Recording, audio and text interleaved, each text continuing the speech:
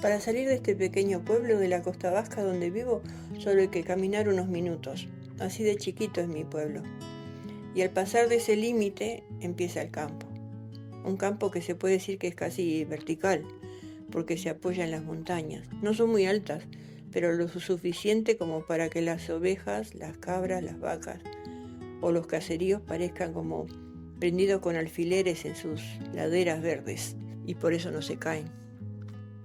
Hoy voy a mostrar un edredón que dedico al campo, porque quiero que cuando se extienda, ya sea en una cama, en el suelo como si fuera un tapete o una alfombra, o se cuelgue en una pared como una decoración, inspire a los niños que los vean a ir a explorar un campo de verdad, un campo real.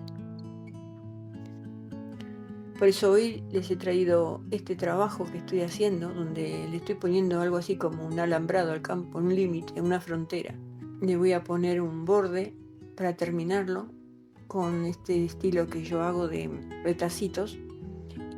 Mi nombre es Norma, soy argentina, pero hace muchos años que vivo en el País Vasco. Este es mi blog, Libros y Ondas, donde con cada puntada nace una historia. Joseba, que fue mi primer amigo aquí en el pueblo, me contó esta pequeña historia que quiero contarte y que me inspiró mi edredón que te muestro hoy. Joseba me contaba que cuando era chico, tendría unos 11, 12 años, un día cuando aún no había amanecido y el firmamento aún estaba lleno de estrellas, su padre preparó las alforjas con comida, agua y algo de ropa y lo hizo montar al lomo de un burro. Y le dijo que iban a ir a hacer un viaje para conocer el mar. Ellos en ese entonces vivían en un caserío en el País Vasco, tierra adentro. Acá se les llama baserritarras, que son las personas que viven y trabajan en el campo. Él allí tenía su familia, abuelos, tíos, sus padres y sus hermanitos. Todos vivían en ese caserío. Ahí trabajaban, cuidando los animales. Solían tener cabras, ovejas, alguna vaca, gallinas y todo lo que podían sacarle de la tierra de lo que sembraban. Era una vida dura y a veces también muy aislada. Pero su padre estaba preocupado por algo, porque el chico estaba creciendo muy rápido y le decía que en algún momento tenía que ir afuera, al mundo. Como por ejemplo cuando le tocara hacer el servicio militar o la mili como le llaman acá. Y cuando le preguntaran, no iba a saber ni siquiera decir cómo era el mar, teniéndolo a mano tan cerca.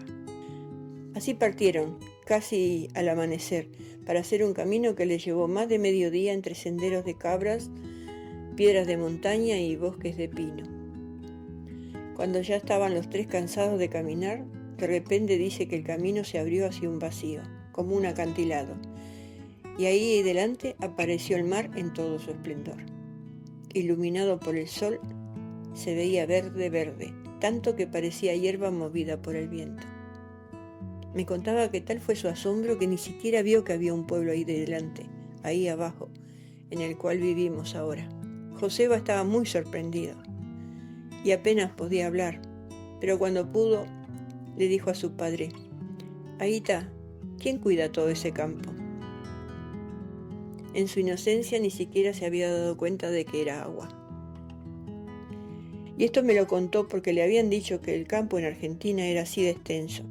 Y él quería asegurarse si aquella imagen que él había tenido de un campo sin ningún límite, inclusive que parecía seguir más allá del horizonte, podía ser real.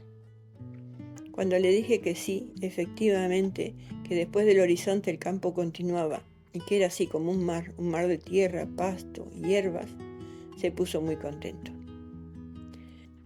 Y esta anécdota me la dejó de regalo y la valoro mucho, porque ese padre me inspiró, ese padre que quiso que su hijo conociera el mar, y tomando su ejemplo, me encantaría que por medio de mis historias, ya sean bordadas o contadas, despertaran el interés de los niños por conocer el campo real, y también inspirar a los mayores por tomarlos de la mano y llevarlos a verlo.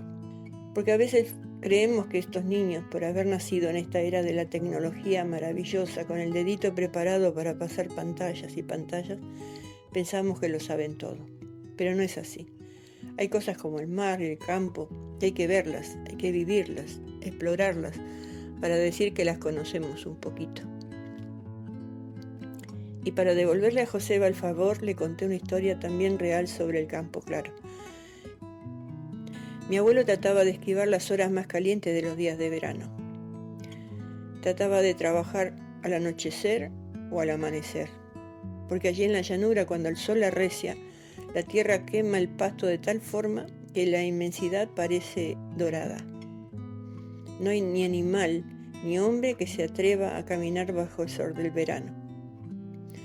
Pero aquel día mi abuelo tuvo que hacer una excepción por alguna urgencia y salió del rancho de la sombra de los árboles a la inmensidad, donde hasta el silencio parece quemar.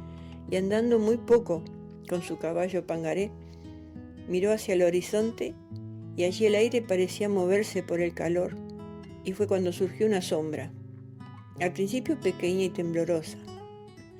Dice que achicó los ojos para ver mejor, pero los fue abriendo de a poco lleno de asombro. Aquella sombra en el horizonte se fue haciendo grande, grande, grande, hasta enorme, como si avanzara por el campo hacia él. El viejo Tata taloneó el caballo hacia las casas de vuelta y a los gritos llamó a la familia para que vieran aquella increíble forma que parecía crecer por momentos.